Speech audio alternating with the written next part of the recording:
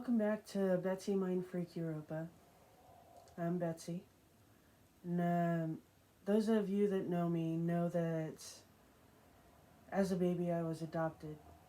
And today we're going to be talking about that subject. And I wanted to let other people that were adopted like me know that they could email me if they want to talk about their situation. As far as mine goes, when I was 7, my mom, or who I thought was my mom, um, told me that I was adopted, and she got books on what that meant and explained to a small child better than she could uh, what that meant. And in those books, it depicted happy families, and maybe for some situations, for some adopted kids, that ends up true. They grow up in a very loving home, in a very loving family, but there are some that don't. And for these ones, it makes it that much harder to get by in life. I myself have grown up to be a fairly stubborn person, and it's that stubborn nature that has made me live as long as I have.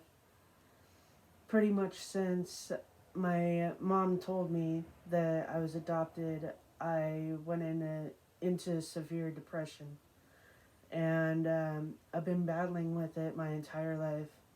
On top of that, all through elementary school, I was bullied, and I went home to be bullied further by my mom. But it all began further back than that. On July 9th, 1984, my birth mother decided to give me up. And when she did that, she left a letter to me. And I think people, when they hear about people that were adopted getting letters like that, they seem to think it's a common thing. It is not. And my story may help to put some people's minds at ease if they are seeking their birth parents. I grew up in a pretty happy household until I was 7. But when I was 5, my parents divorced. And I was always a daddy's girl. And it really affected me that my dad was moving away. And when I was 7, he moved even further away out of state. So I only got to see him once or twice a year, usually only once a year, for either summer or winter. And this is a subject like this. It's very difficult to talk to an iPad because you're not talking specifically to anyone. It's hard to talk about when you don't have eyes to look into. So if I'm looking away a lot and I seem like I'm really nervous and fidgety, that's why. It's because I'm not used to talking to people this way. I have considered getting like a face that I could just put right next to the camera or something, but that would just feel even more weird. So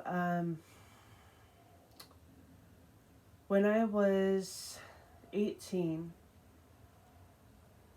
I just turned 18, my mom decided that she was going to take me to New York. I was adopted out of Spence Chafin, and I wanted to go there to see if I could find out any information on my birth parents. When I got there, they said that my birth parents had not signed a document releasing that information, so I couldn't find out anything on them. If you are a parent that is considering putting your child or baby or whatnot up for adoption, I do suggest, once you've decided that you do want your child to find you, fill out that information so they could find you. Because unless you fill out that paper, it's very, very difficult to find your birth parents. So if you want your kid to find you, please fill it out. There are some other things that I wanted to touch base here on, but I'll go through that later on.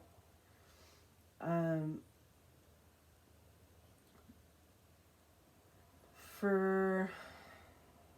see. Okay, so I wanted to go through these questions. So here are some of the common things that you might want to ask an adoptee, and some of them may seem kind of rude, but I'm gonna answer these ones wholeheartedly as best as I can. Did you know that you were adopted from a young age, and how did it affect you? Like I said, I was 7 when my mom told me, and it did send me into a deep depression. All I wanted to know was where I came from, and it made me feel like I had no idea who I was. I wasn't the person that I grew up thinking I was. So the next question, were you happy in your adopted family? I was happy in my adopted family until I was told I was adopted. And when my parents divorced, my mom went into a deep depression herself. She started drinking all the time, and she didn't get closure for years and years after. So she took out her anger on my brother and I, and I've brought it up to her more recently, but she has denied ever doing anything to us, and she's just in complete denial. But she did say that she was sorry if she did do anything. And I do truly believe that she was sorry, but I have to live with that for the rest of my life. My brother and I. My brother was also adopted. Did you want to find your birth family? Of course I wanted to find my birth family. I want to know where I came from. I wanted to know why I was given up. And I got an answer to that. But I want to get through these questions first. What were some of the obstacles you faced? And being and knowing that you were adopted. Um, some of the obstacles, I don't really know if I'd see them. Like maybe in the younger ages in school, there would be certain school projects that would involve family. Like you had to write out and depict everyone in your family tree. And after I was told I was adopted, I felt I had no right to use the people in the family tree that I was living with, because I no longer felt that I was their family. Now that I'm older, I understand that blood doesn't make you family. That just makes you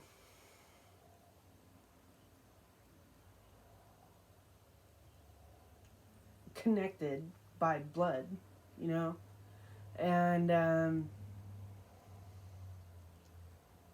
the people that you want to keep around you aren't gonna care about where you came from. They're not gonna care about the little things.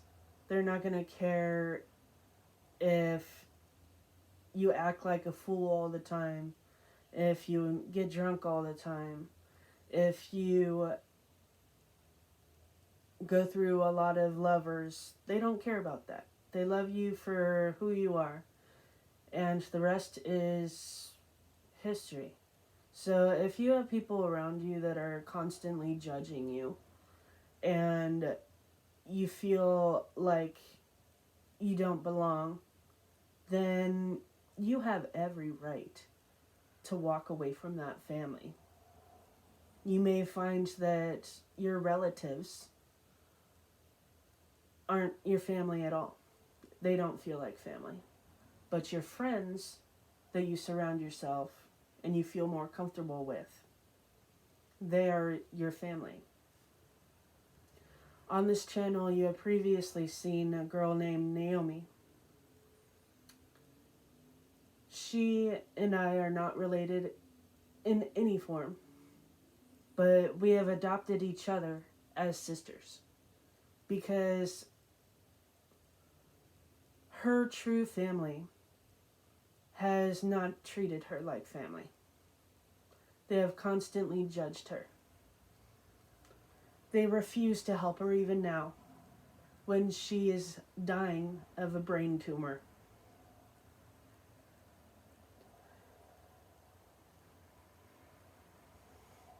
And I just want to say to those people, don't take any part of her funeral services. Don't take any part in any of her end of days items that she needs to complete. As her sister, her true sister, I will take care of it.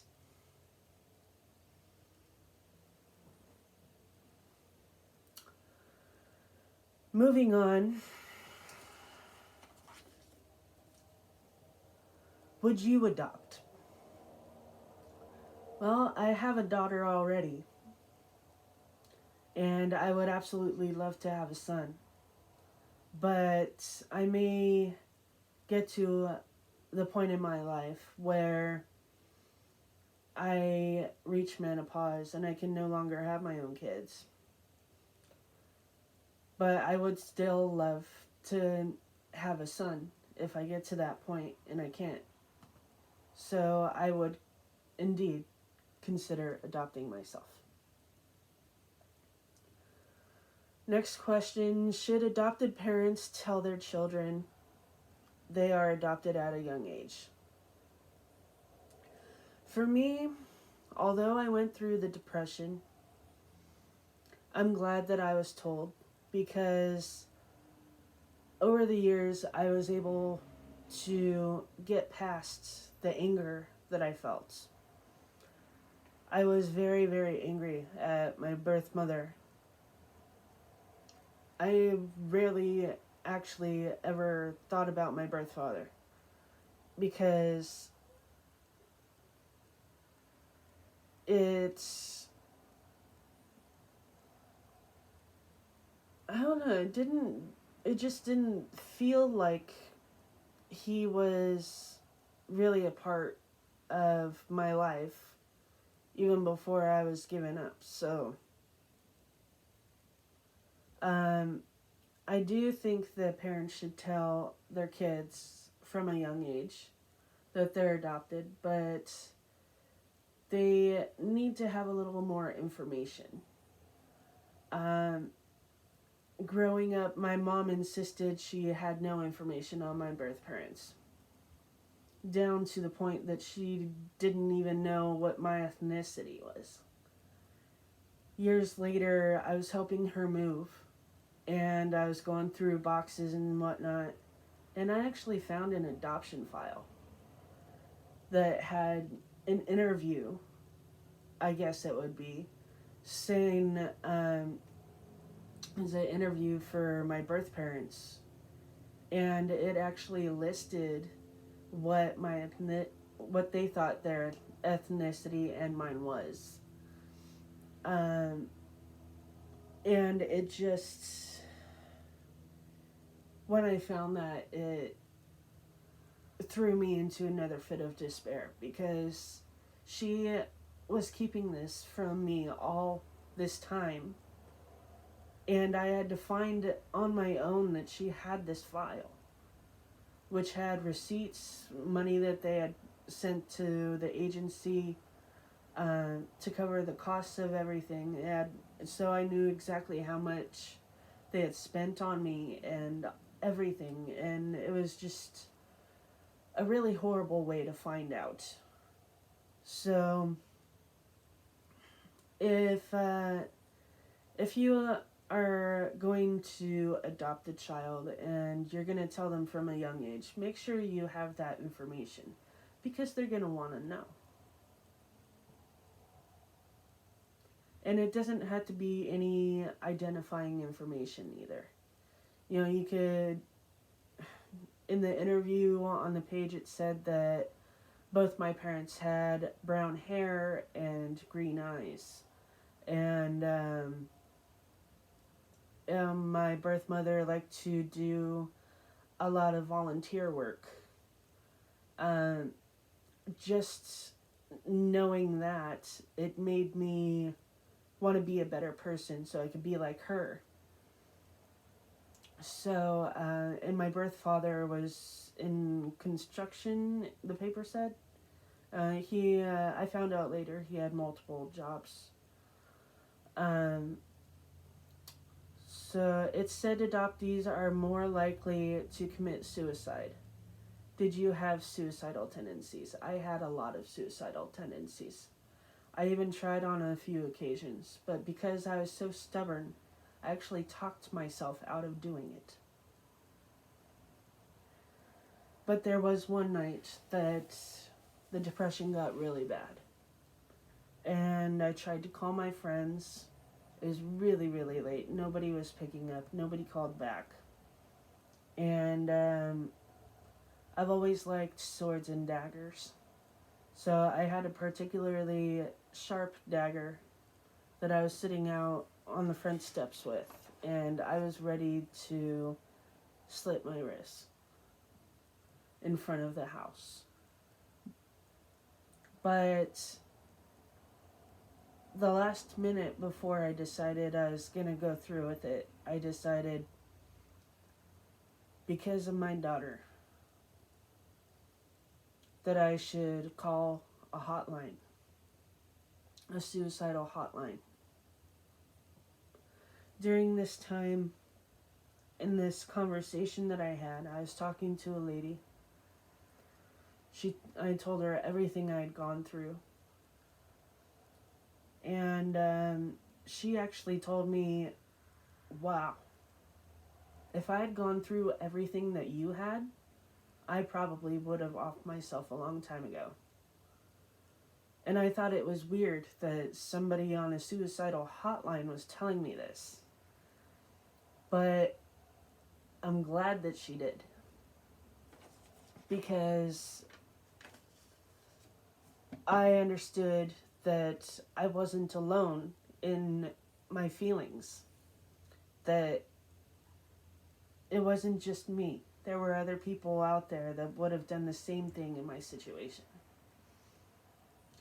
And she told me that I must be an extremely strong person with a strong will to be able to go through so much and still be here. Now, I'll never tell on YouTube every single thing that I've gone through. But it was not easy. What would you have found helpful as an adopted child the most? Having somebody else there that had gone through it, having some sort of adoption counselor that had gone through the same thing. If you try to talk to somebody that hasn't gone through adoption, there's no way they're going to understand what you're going through. You need to have that other person there that's going to help you through everything. And that would be another suggestion to any parents considering adopting a child. Make sure that in your area there is somebody that your child could go to, a counselor that has gone through this. And I would like to offer those services once I've moved, and I will tell you more about my move later. Did knowing you were adopted affect you in school? Aside from the family tree assignments, I didn't really feel it was affecting my school. I do have ADD, however, so that made it a little more difficult to concentrate. But I was able to get through it, and I even graduated. I had been held back in kindergarten because I had broken my arm, and I couldn't write with my left hand for some reason. I tried, but I couldn't. And so they pulled me out of kindergarten, and then I went back for a second year of kindergarten. But I worked so hard in high school that I graduated in the original year I was supposed to. So I graduated a year ahead.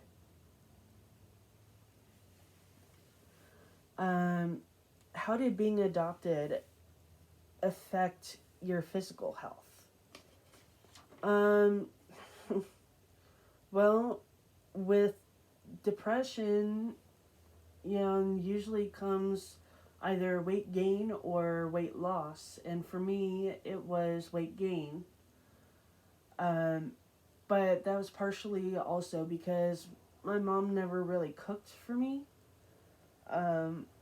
In her own depression, she just kind of secluded herself in her room reading romance novels. Drinking her wine. She would even have me fill up the cups. She actually drank it in coffee cups. And when we would go to the grocery store, she would always grab the boxed wine. And I would simply ask her for regular food items, even healthy stuff, like bananas and apples, and I think I asked her for peaches or pears. No, it was pears.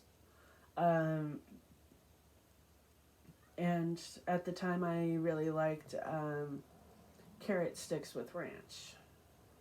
And she would always have her wine. But whenever I asked for the carrot sticks with the ranch, or fruit, um, or cereal, or even bread with cheese, so I could make myself grilled cheese sandwiches, I would have to fight for it. So she would always say, "Oh, we don't have the money for that." And if it was for toys, I could understand. Even back then, as a little kid, I could understand. Low on money, we can't afford the toys. That is a want, not a need. So I understood that the wants, okay, I don't need it. But I needed food to survive. So, especially after hearing that my dad was sending money for child support to her, that money was for me, not for her. So, why was she getting what she needed, but I wasn't? And I'm so glad that my dad isn't alive today, because hearing all of this, I'm pretty sure he and mom would be in a huge fight. But he passed away from kidney cancer back in 2004, 2 years after I graduated. And so he's no longer here.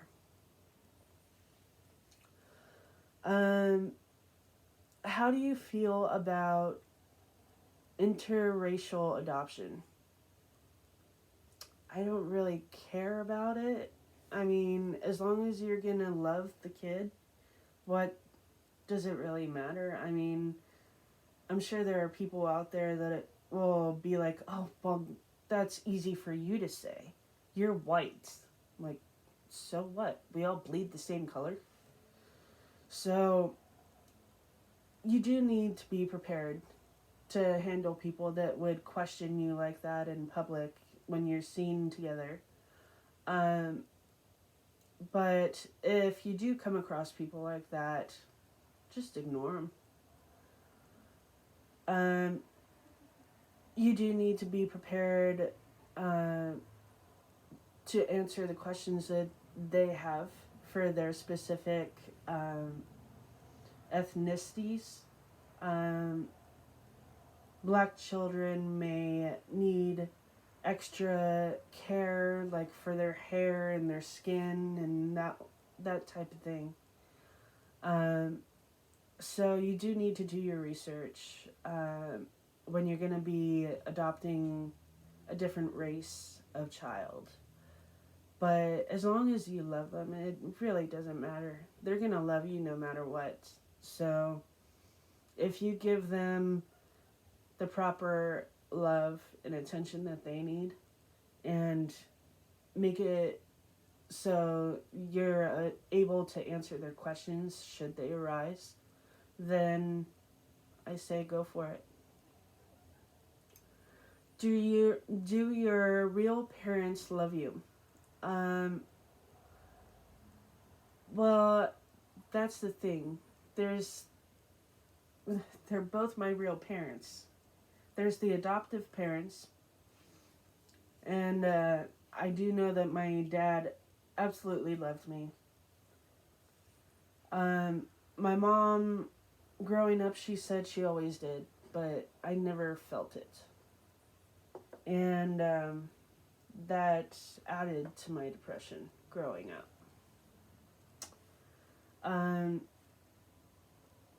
My paternal parents, I have not met my father yet. I do know who he is now. But I'm not sure if I'll be able to meet him. But an opportunity may arise in the near future. But I will not be able to document that. I can, I could say what happened after, but where he is, they won't allow cameras or any pictures to be taken or anything. So it'll be a verbal video on what happened. For my birth mother, I know that she loved me. She had a real tough time making her decision. But I'll go into that more. Did your adoptive parents have any real kids? I am the real kid. Just because I was adopted into the family doesn't make me any less their child. But did they have any kids of their own that were not adopted? Unfortunately, my mom couldn't have her own kids. She and Dad tried about 6 times, and Mom lost all 6 of them. So, no, neither one of them had any of their own blood kin. Last one, wouldn't you like to know what your real family is like? What if they're rich? Whether they're rich or not shouldn't matter. And this was one of the first things that I told my birth mother when I first talked to her.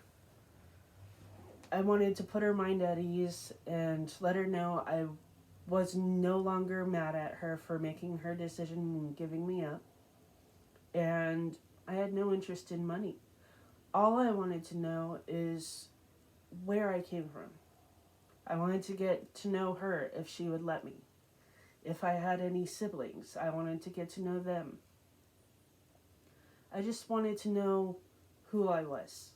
Because growing up, knowing that you're adopted, it feels like there's a piece of your heart and your soul missing. And I just want to know these things so I could fill that void.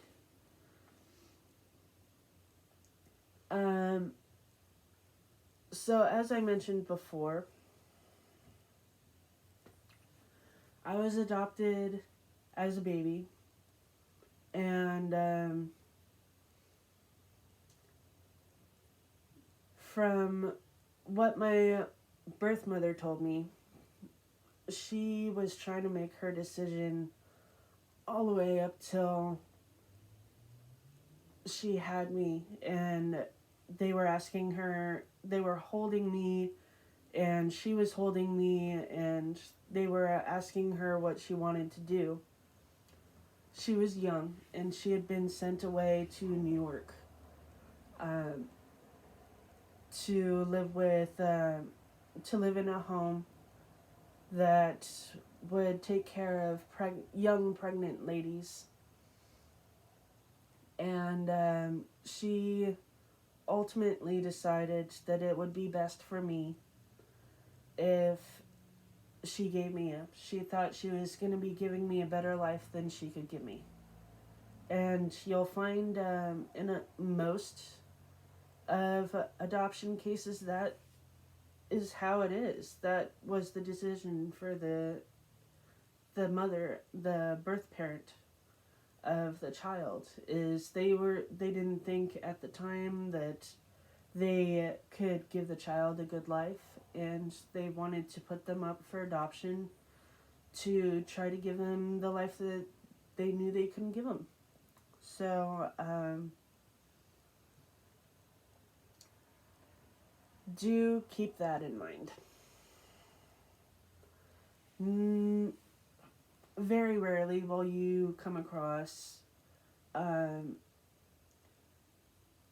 situation where the mother just got knocked up and she couldn't find the means to get an abortion at the time. Because back in the day,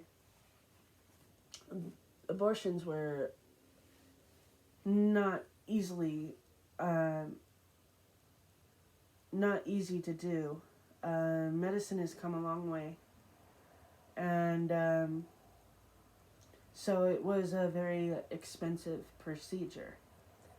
If you've ever seen Dirty Dancing, you'll the movie Dirty Dancing, you'll be familiar with that, because the girl tried to go get an abortion, but the doctor that she went to was not a true doctor, and he had no idea what he was doing. And that happened a lot back in the 70s, 80s, and 90s, early 90s. Um, so she decided to put me up for adoption. Um, I was very depressed for most of my life. And then when I turned 18, back to this point, we went to New York, and it was weird because I stepped off the plane and my whole body relaxed. It felt like I was home, which is weird because I later found out that my birth parents were from North Carolina. So I don't know where that came from. I don't know why my body relaxed like that. Maybe it's because I was born there. But I don't know. It was really weird though, because I didn't even need a map to find my way around. I just knew. So yeah, I don't know about that, but if anybody hasn't had any instances like that themselves, please let me know.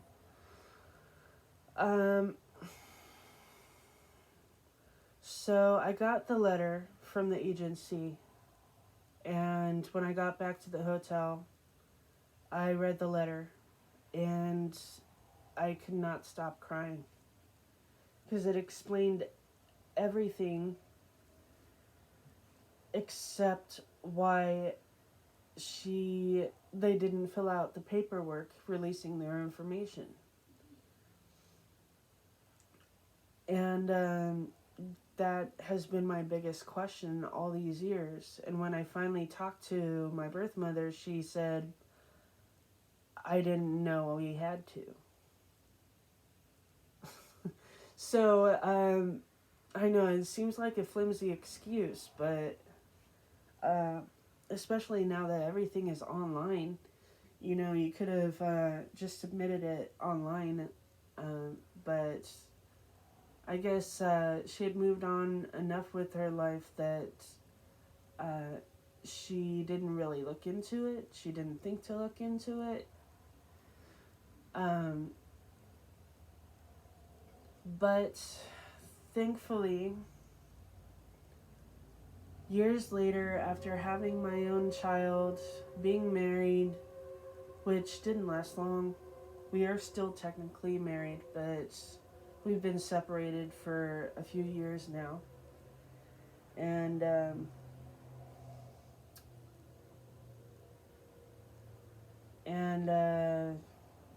just after going through everything, there was one day that I decided that I was gonna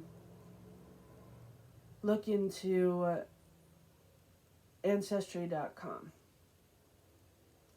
I had seen the commercials on TV. I was very skeptical of this thing because I just thought, well, I don't know any real information. If I put my name in there, then it's just going to come up everything for my adoptive family, not for my birth family. So I was very, very skeptical, and that's how it was for about 4 weeks to a month. Yeah, 4 weeks to 5 weeks after I got the DNA results back. These things take time. So I had given up. I had been checking in on my Ancestry.com practically every day, and then it went down to once a week.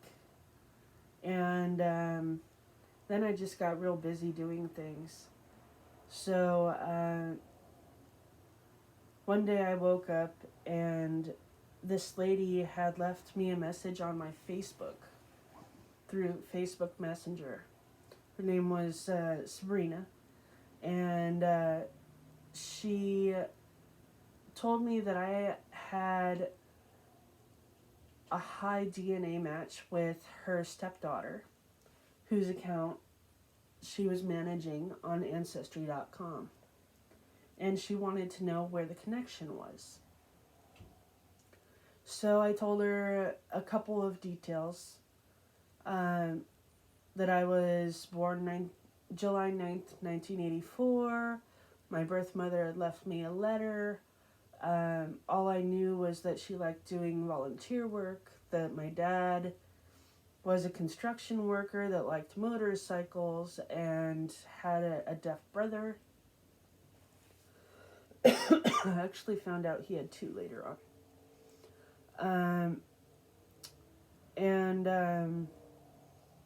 I didn't want to give away too much because I wanted to be able to verify. And so she ran it by her husband. And she came back and messaged me again saying that her husband's ex had always been talking about a child that she had to give up years ago. And she had left a letter for that little girl who was born on the same date as my birthday. And she wanted me to talk to him. So we traded numbers, and I talked to her husband, and he sent a few text messages to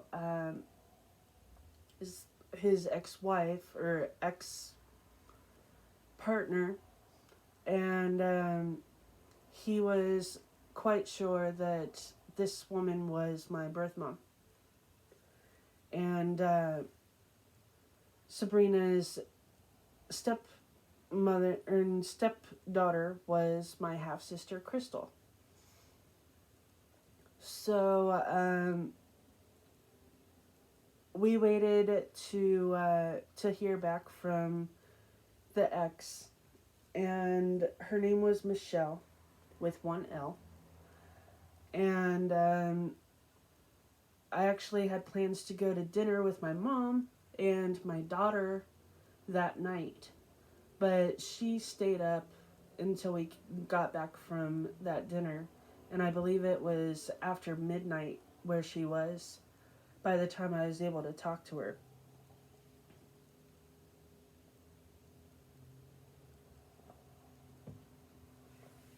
So I called her, and she picked up right away.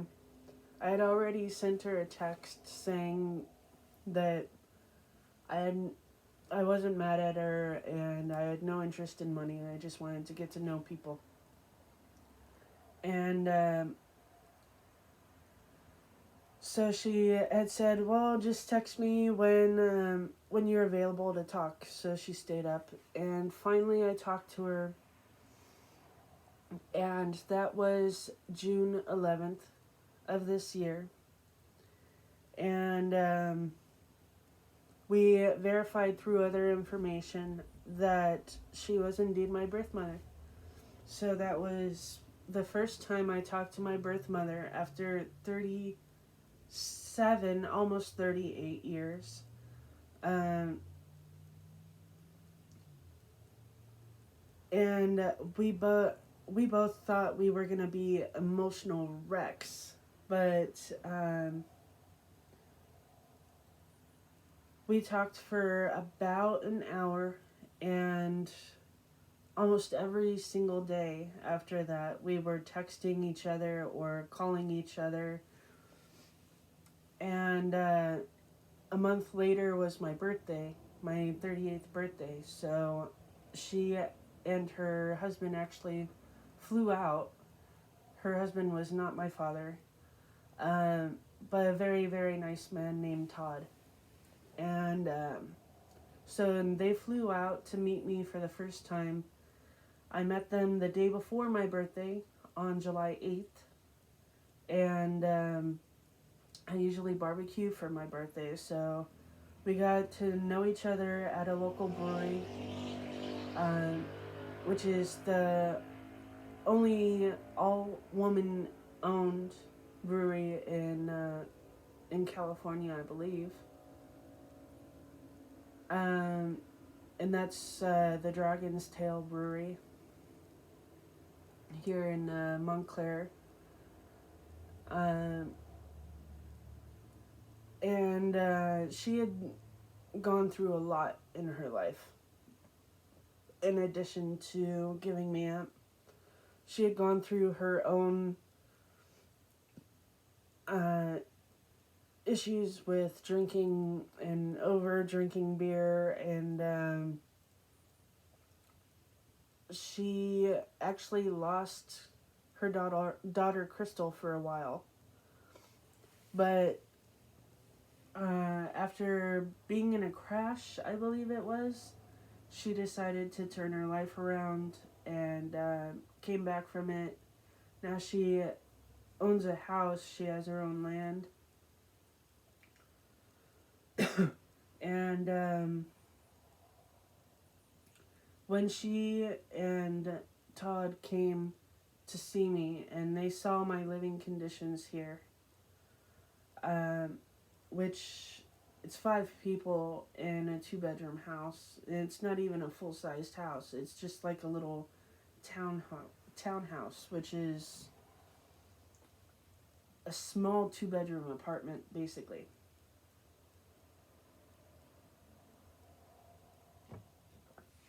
Christopher had kicked me out of the bedroom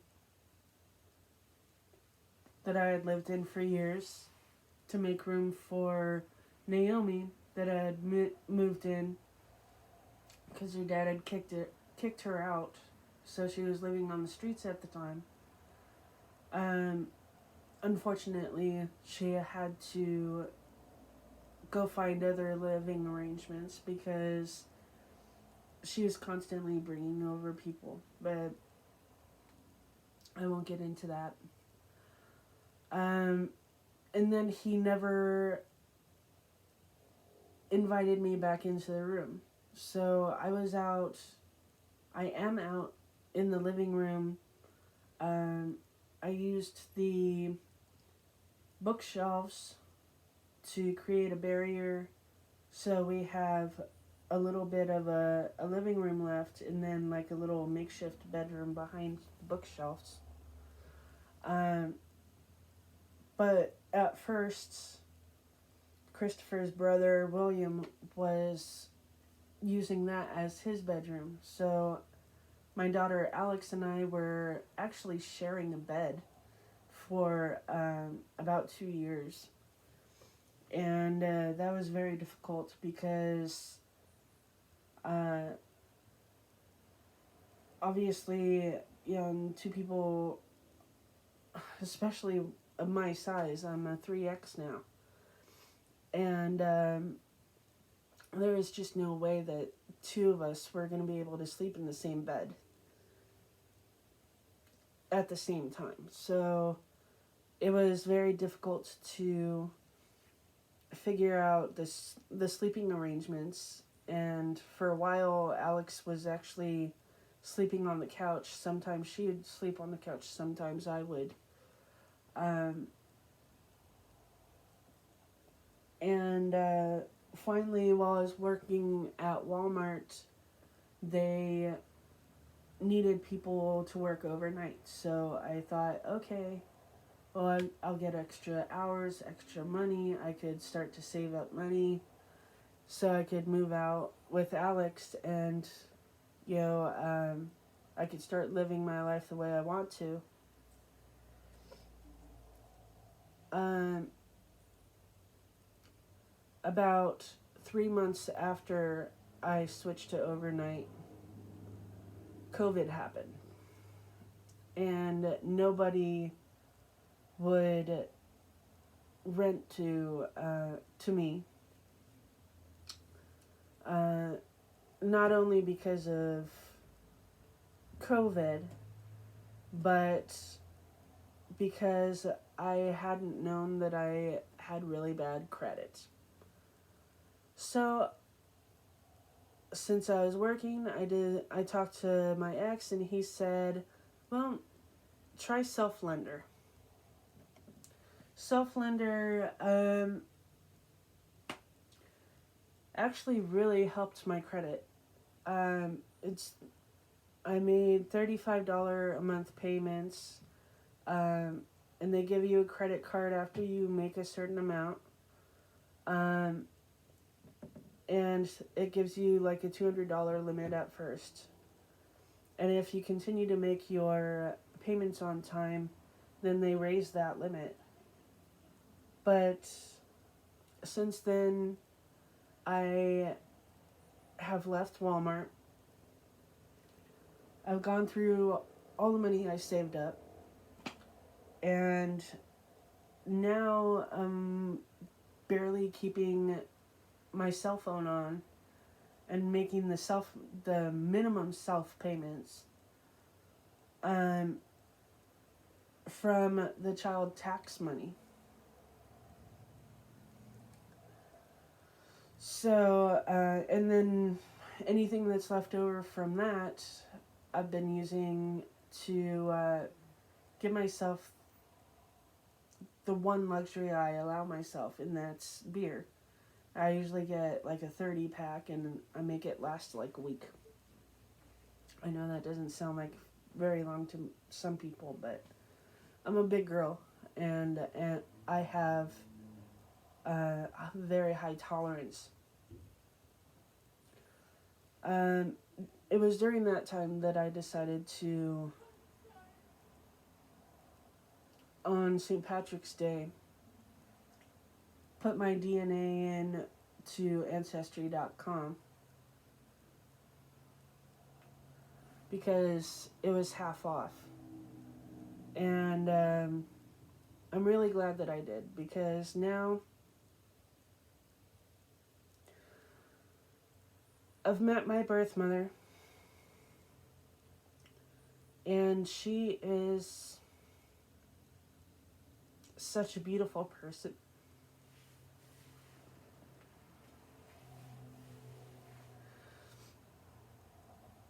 I really can't imagine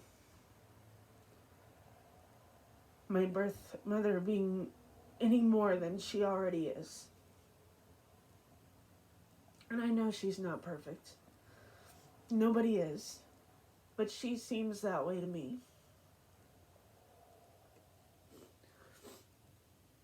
So she came for my birthday.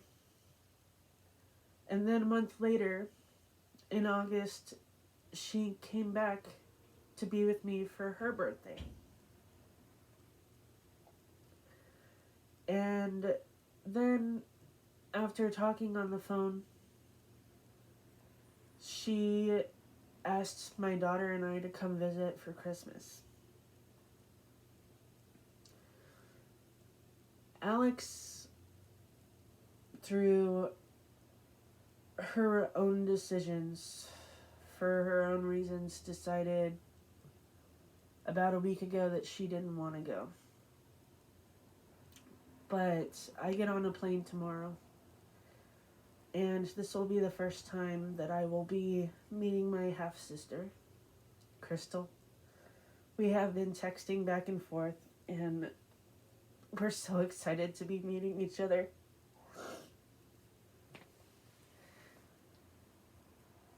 it's so weird. I talk to people about her and how excited I am to meet her. It's so weird because I had an older brother, but I never had a younger sister. So it's just weird to say that I have a younger sister. I guess it's just one of those things you have to get used to. So I'll be going to North Carolina tomorrow. And to wake up early in the morning. So I'm gonna finish this video and edit it, and then I have to go to bed so I could be up early to get on the plane, meet my half sister, maybe if I get the chance, meet my birth father. I'll get to meet my grandpa and my grandma. Unfortunately, I won't get to meet my half brother because he passed at the beginning of the year in a car accident. And in other videos I had mentioned Michael. That's my half brother that died. I'll never get to meet him. But I feel like he's with me right now. I feel like he's been around me since this whole thing happened. Since I started getting the messages and I started talking to Mom.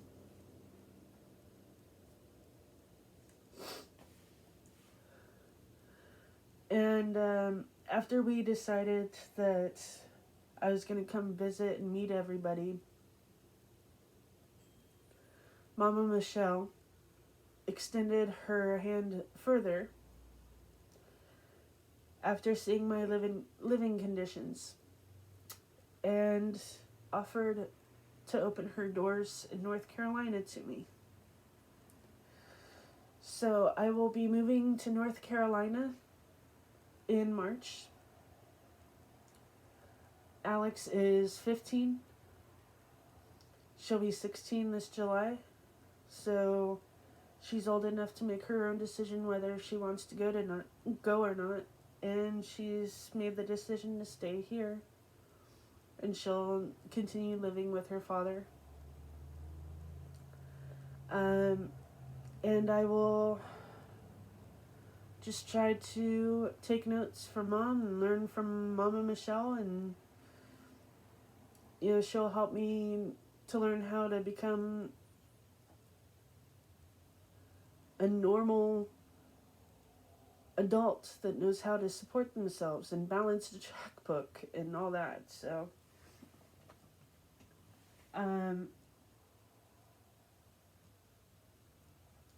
my adoptive mom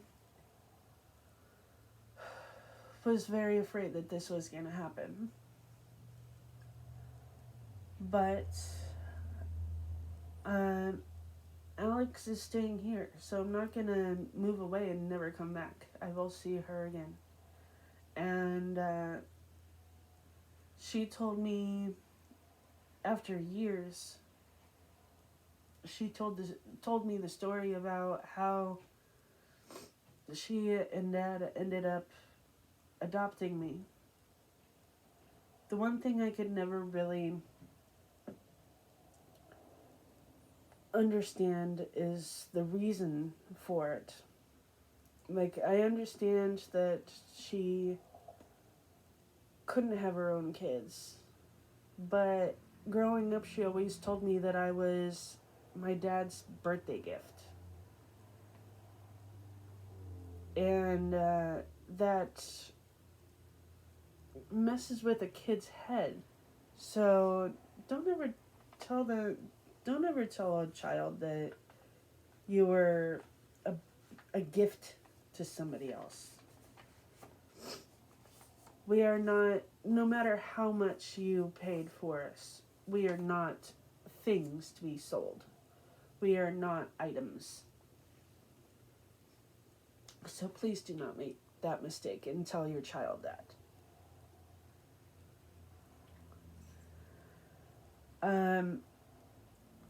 She had been trying to go through insemination, artificial insemination. And she was on her way to the doctors to try to get the last one that they would allow her. And there was a storm. And she had gotten the call from Spence Chafin earlier in the day saying that I was available if she wanted to adopt a baby still. And so she wanted to try this one last time to try to have her own blood related child before she adopted another child. And so she was on her way to the doctor. There was a storm. Where they lived, there was only one road in or out. And a tree had fallen. So she couldn't go to the doctor to get to this last appointment that she had. And she took that as a sign that she was supposed to adopt me. I have no idea now if my dad ever knew this story, because he wasn't with her. He was at work. I could only imagine he did, but he never said anything to me.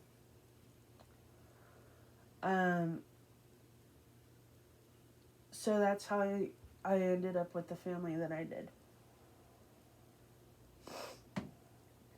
And I think if my mom had told me when I was younger that story, that I would have felt more loved by her. Because, like I am now, when she told me that story in the car, I started crying. Because it felt like she legitimately wanted me.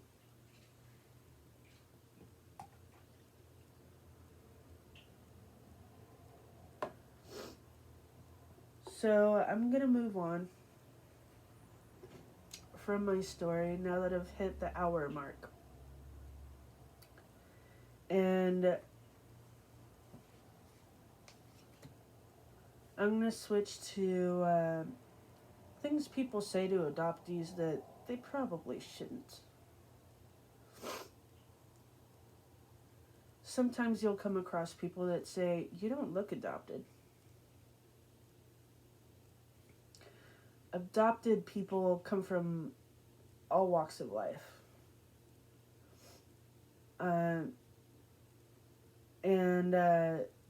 they could look like anybody. So it's really just weird to hear that you don't look adopted.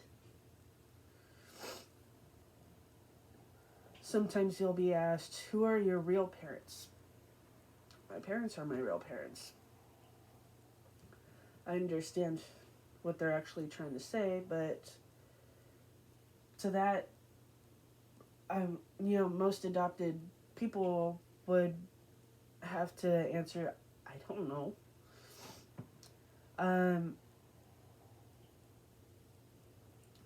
Fortunately, I was able to find mine through Ancestry.com. So Michelle and Johnny. How much did you cost? A lot. But a lot could be perceived differently by different people, because some people could grow up with a lot of money and the amount just seems like pocket change to them, when regular working class people might think it's a lot of money. So I grew up in the lower class, and so I would have to say a lot. I can't give you an actual figure though. You'll also have people say what a gift you are to your adoptive parents. Or it's probably for the best. Who knows what life you would have been like otherwise.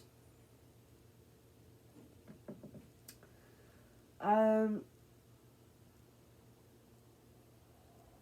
yeah, mom says I was a gift to her, but and I was quite literally a gift to my father. So it's kind of a weird thing to get somebody to say to you. And then it's probably for the best. Who knows what your life would have been like otherwise? Who could say? I mean, the only real person that could have determined that would have would be the birth parents. But if they had you, then their life would have been different too. So who knows? I mean, I would have, if I had the choice, then I would have rather been living out of a box on the street with my birth mother than growing up not knowing who she is. Um, why would you want to find your birth parents? They obviously didn't want you. That's not true. My birth mother did want me. She just didn't think she could give me the life that she thought I deserved to have. So she gave me up hoping that I would get that life.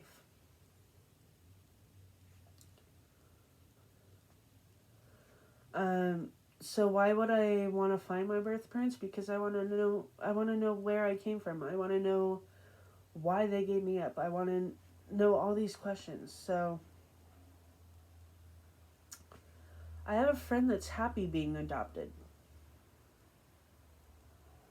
Good for them. You must feel so grateful for being adopted. Um, I'm grateful that somebody wanted me and I didn't end up in the system. Um, your medical history isn't that important. Just exercise and watch what you eat and you'll be fine. Um, this is something really stupid to say to somebody that is adopted because we have no idea what our family medical history is. For all we know, we could go blind all of a sudden, or we could go deaf. Like I mentioned, my birth father had two deaf brothers. I was actually born with underdeveloped eardrums, and all the doctors thought that I was going to be deaf. And I don't even wear those ear things to help my hearing, and I could hear just fine. So I'm very grateful that didn't happen for me. But um, who knows what else? I mean, my birth mother told me that she's adopted as well, so I still don't know what could come up. Um, she has had skin cancer, but for that, I just had to stay out of the sun and I'll be fine. Um, Other than that, I have no idea what's going to come up. I've had a lot of teeth issues. She has as well. Um, they just, from an earlier age than normal, our teeth get really brittle and they start breaking off, and then we end up having to get partial dentures, which she has, but I don't. I need them, but I can't afford the dentistry. So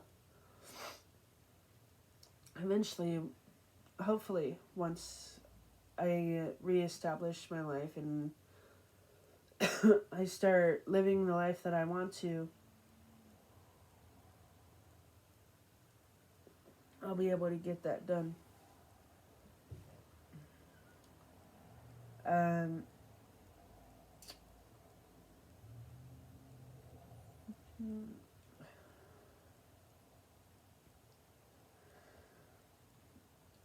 this one's really, really mean. Stop trying to fit in with your family. Lots of non-adopted family members feel the way that you do.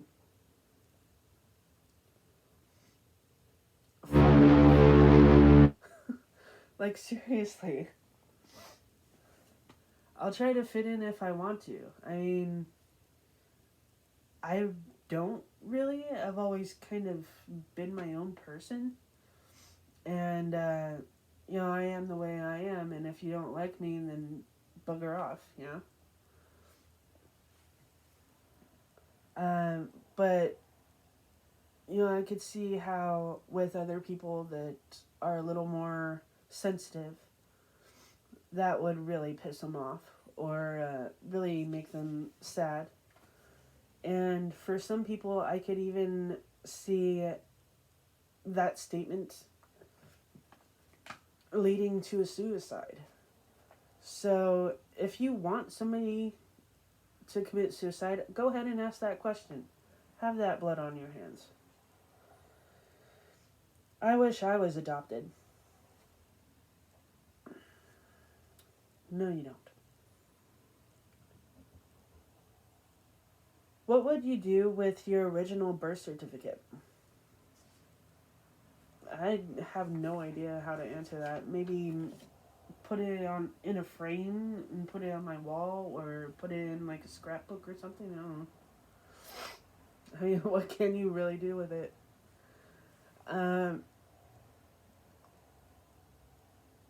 You don't know what you're gonna get when you adopt.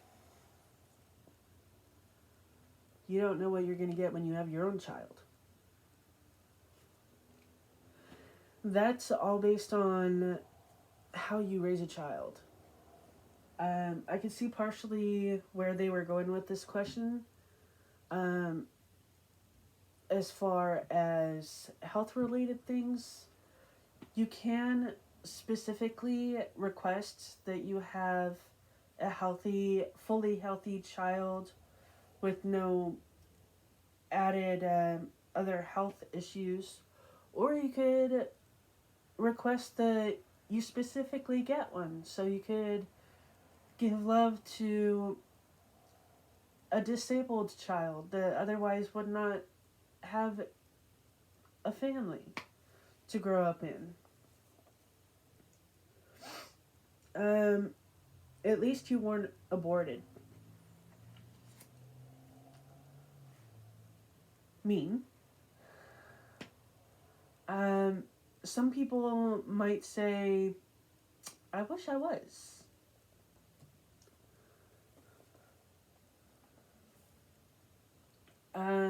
Other people might say, maybe that just wasn't an option to them. As for me, I don't believe in abortion, except in the instance that you are forced into a situation. If you're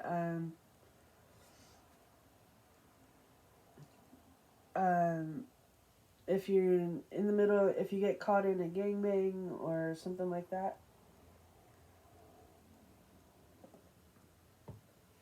and then you end up pregnant because of that, then I could see abortion, but only in the earliest terms. And if you get, if you're a woman in that situation, whether proper precautions were used or not, go straight to a clinic and get the day after pill.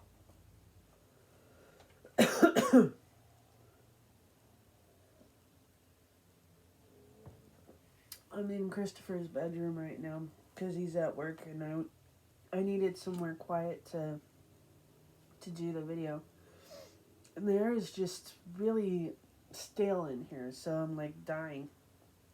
Not really, but it's making my allergies flare up. Okay, so that those are some things you should never ask or say to an adopted child, or maybe they won't be a child anymore. Maybe they'll be an adult like me. So, once I move to North Carolina, I will make another video, and I would love to have my new family members on a video. So hopefully we could do that while I'm over there for Christmas, or once I've moved there in March. But I will definitely set up a special email for people that want to reach out and and talk about their situation, especially if they don't have anybody to talk to where they are. I will be more than happy to talk to people, because I don't want anybody to hurt themselves over something like this. And if you are interested in finding your birth parents, I do urge you to use applications like Ancestry.com.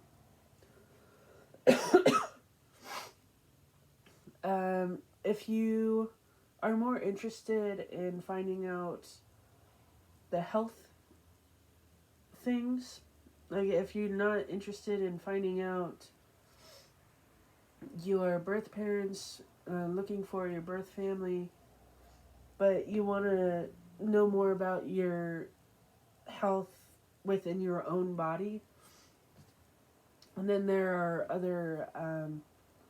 other applications that would be better suited to you, but they do cost a little more.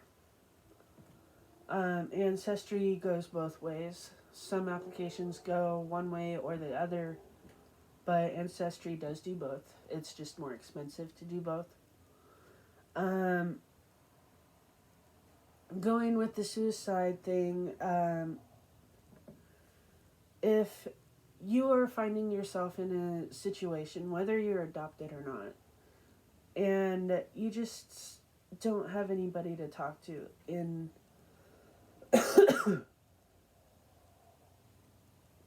and you feel that you're close to harming yourself in any way, I do urge you to call the National Suicide Prevention Lifeline. The calls are free and confidential, and people are available 24/7. You can call at 1-800-273-8255, or they even do texting now. So you text HOME, HOME, to 741-741. It's also free, and people are available to text with you 24/7 as well. Please don't do this alone. Everybody needs help. Everybody needs support. Don't ever go through anything this difficult alone. This is a huge life-changing thing. And I cannot stress enough that you should not go through being adopted alone.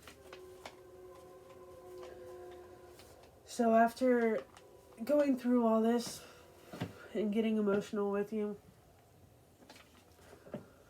I want to say, please like, share, and subscribe. And I'll end the video with a quote that I heard in a movie. Starting over in theory is simple.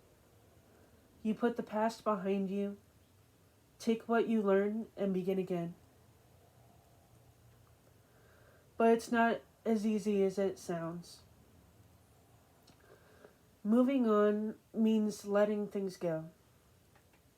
Things that are familiar or easy. Things that are safe and things that matter. Someone once said, you can't go home again. I hope like hell they're wrong, because I am. Thank you so much, and I hope you guys find your way home too. Have a good night.